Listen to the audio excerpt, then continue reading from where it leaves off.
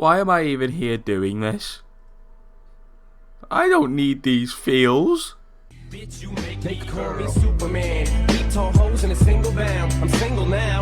Got no ring on his finger now. I never let another chick bring me down in a relationship.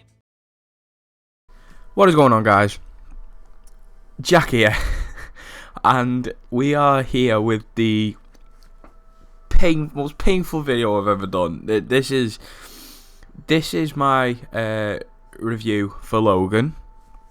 Now, I've been I went and watched it last night. We had a preview screening of it a day before the film came out, and I thought it'll be a good idea to go watch it. It was on at 23 minutes past 10. Which is not time for the cinema, but I guess because it was X23, they thought inside joke, yeah. And I've been looking forward to this film since it got announced. In fact, I've been looking forward to it since the Wolverine came out in 2013, and this movie just did not disappoint. From the get-go of the film, you instantly know. I mean, even though they've been stating it in the marketing for the movie, you instantly know this is the last Logan Wolverine movie straight away off the bat. What makes it really sad is, I mean, you see in all the trailers and everything, you can see how old he looks, but in the film when you watch it, I'm not going to spoil it, this is going to be spoiler free.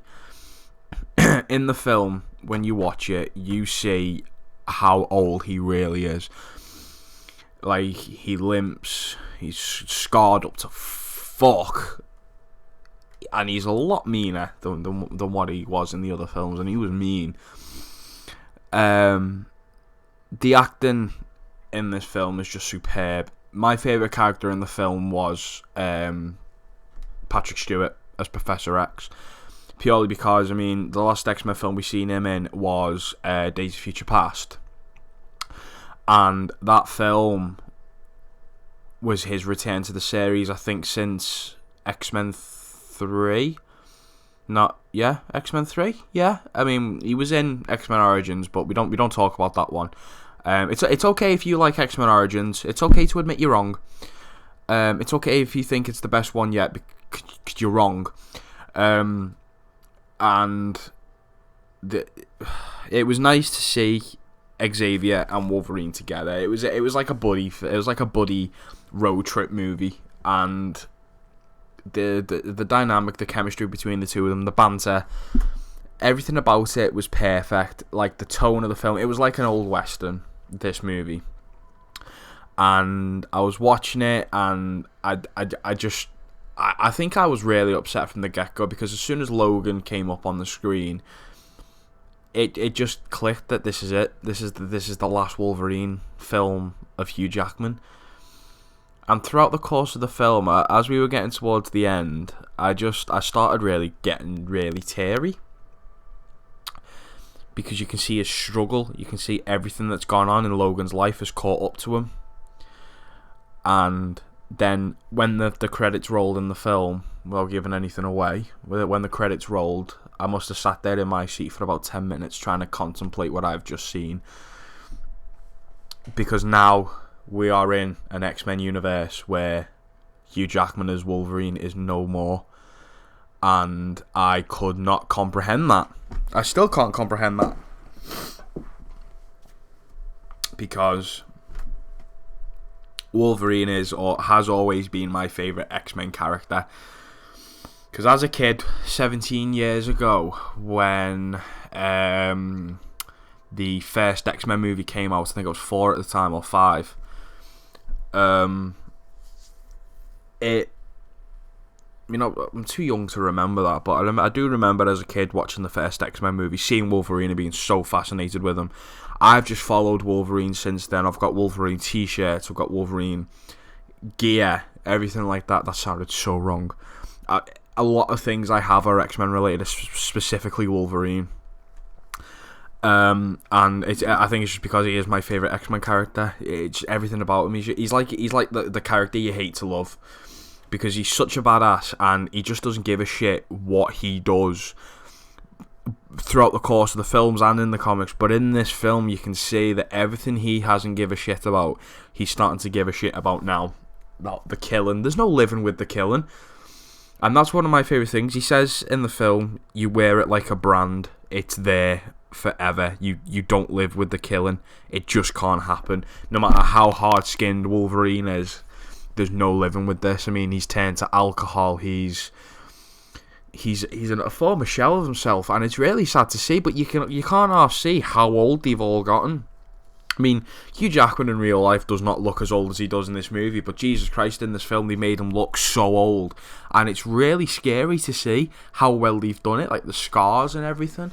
The rated R portion of the film, what I like about it is it doesn't necessarily just relate to the violence, like when Wolverine kills people. It's the story, like the amount of F-bombs in this movie that get dropped are unbelievable, but like, it's not just the violence, it's not just the gore, it's everything else. It's the universe, really. They've now set up this universe where everything is dark, and basically, like, Marvel have just entered DC territory. I'm being serious. Like, this is the most real Marvel movie I've seen in so long. Like, I haven't cried at a movie, comic book wise, since The Dark Knight Rises, and I think this might be the first comic book movie since that to make me cry. It was just unbelievably sad, not because of what happened in the film, but just knowing that there is no longer an X-Men universe with Hugh Jackman or Patrick Stewart a part of it. They've both confirmed they're done with it. This is the swan song for both Logan and Charles. And with X-23, Jesus Christ, she was so badass. With X-23, she is now set up for a bigger universe, and I hope to God somewhere down the line we see more of X-23, and we hopefully get to see that yellow and blue costume. Imagine if we got that. We didn't get it with Hugh Jackman. We kind of got it in Days of Future Past, but imagine if we got it with X-23. That'd be so good. It does set up a bigger universe now, that because mutants have been extinct for, I think, a lot of years. I don't know how many years exactly it is. But with X-23, it gives hope that there are mutants out there still, just obviously not a lot of them. And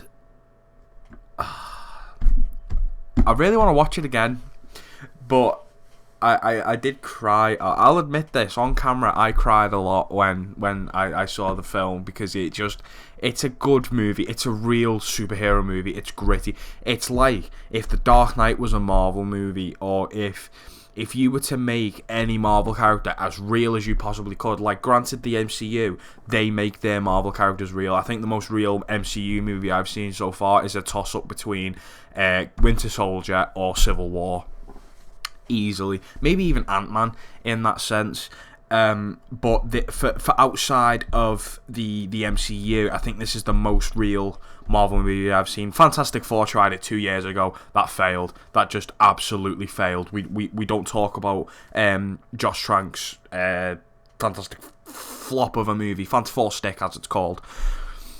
Logan, to me, is the best X-Men movie I have seen. Now, I wouldn't even class it as an X-Men movie, because it's not. It's just Logan, but the inclusion of other mutants in the movie, acknowledging that they exist, it's a nice touch. It's like with the whole comic thing from the trailer where Logan's reading this comic that Laura's got, and he says some of it happened and some of it didn't. That was a nice little twist, because imagine if in superhero movies they have, like, you see it in the Avengers, they have all the merchandise and the comics and everything, but what Logan addresses is, imagine if all this stuff did in fact happen, but when they lay their own eyes upon the stuff that they've done, they look at it, see what's been written, and they say, that's bullshit, that never happened, or it did happen, just not in that way, or they've blown everything out of proportion. Basically, like, people die in the real world because of what happens with the mutants, what happens with saving people,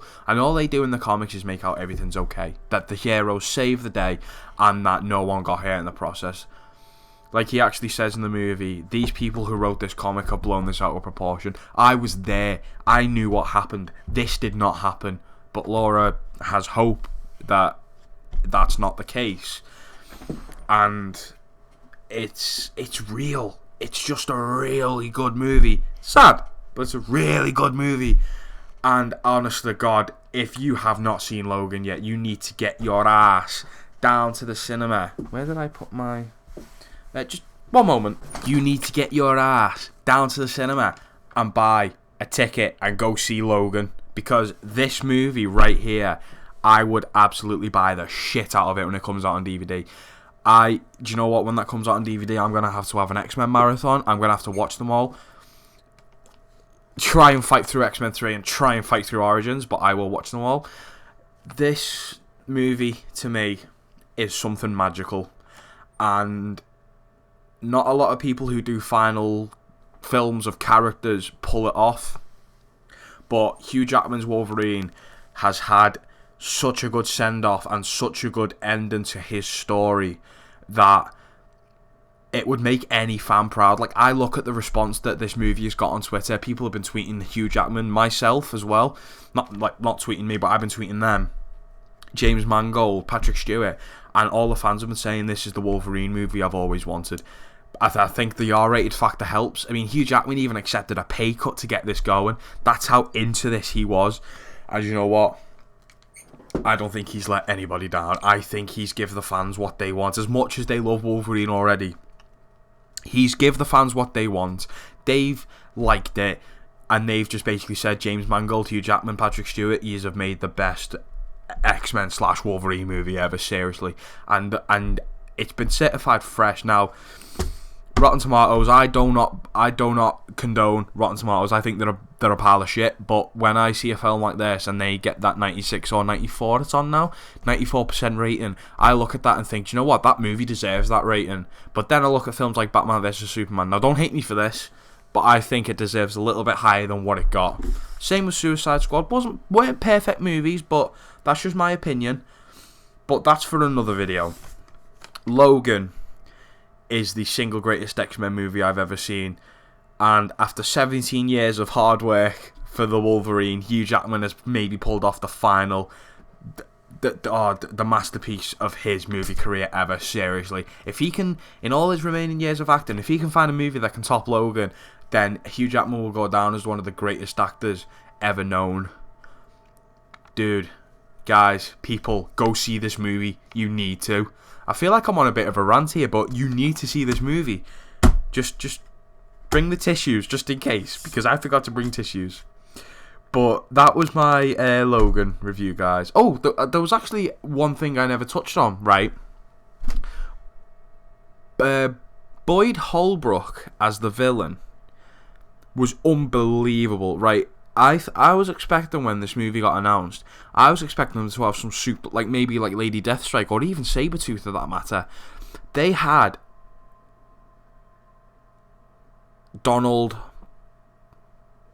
Pierce, I believe his name is, Donald Pierce, and the Reavers. Now, I'm not too familiar with the Reavers, but leading up to the film's release, I started looking up on them, finding out what they were, started reading a couple of comics with them, and do you know what? They are the perfect villains to end this movie with. I mean, even Richard E. Grant as Xander Rice, he was unbelievable. And Stephen Merchant as Caliban. Oh my god, I fell in love with Caliban. Caliban was boss. And Stephen Merchant, who is a very old British comedian, might I say, he was humorous in the movie. Like, the film had a lot of humour. I was expecting it to be serious all the way through. This film had humour, and especially between Professor X and Logan, the humour was unreal. But seriously, there was no Stan Lee cameo, by the way. That it breaks my heart to say that, but there was no Stan Lee cameo. At least I didn't see him. But this movie, you need to go watch it. Just do it. Just go see this movie, please. Thank you. So, guys, this was my Logan review. I have nothing but praise for this movie. I won't even diss the pace. The pace was perfect. It might have made the film feel a little bit longer than it needed to be, but the pace was just perfect. Oh, this film. I just love movies. I just love Marvel. I just love DC. I love everything media. It's great. And this is why I do this for you people. You know. Thank you, Hugh Jackman. You've been a pleasure. Thank you. I salute you. So this was my Logan review, guys. I hope you enjoyed it. Let me know what you thought. If you've seen the movie, let me know what you thought about it below. You might have loved it. You might have hated it. Sound off below. And just enjoy it. Okay? Because now we have to experience the X-Men universe without Hugh Jackman. I'm not mentally prepared for that, but we have Deadpool. And although we might not ever see Hugh Jackman and Deadpool fight, maybe they could do it in a dream sequence, maybe. Fox, get on it. Thank you guys for watching. Like and subscribe and comment, all that malarkey, you know, because that's what you do. And 17 years. Thank you, Hugh Jackman. Love yous and leave yous. Peace. Shit.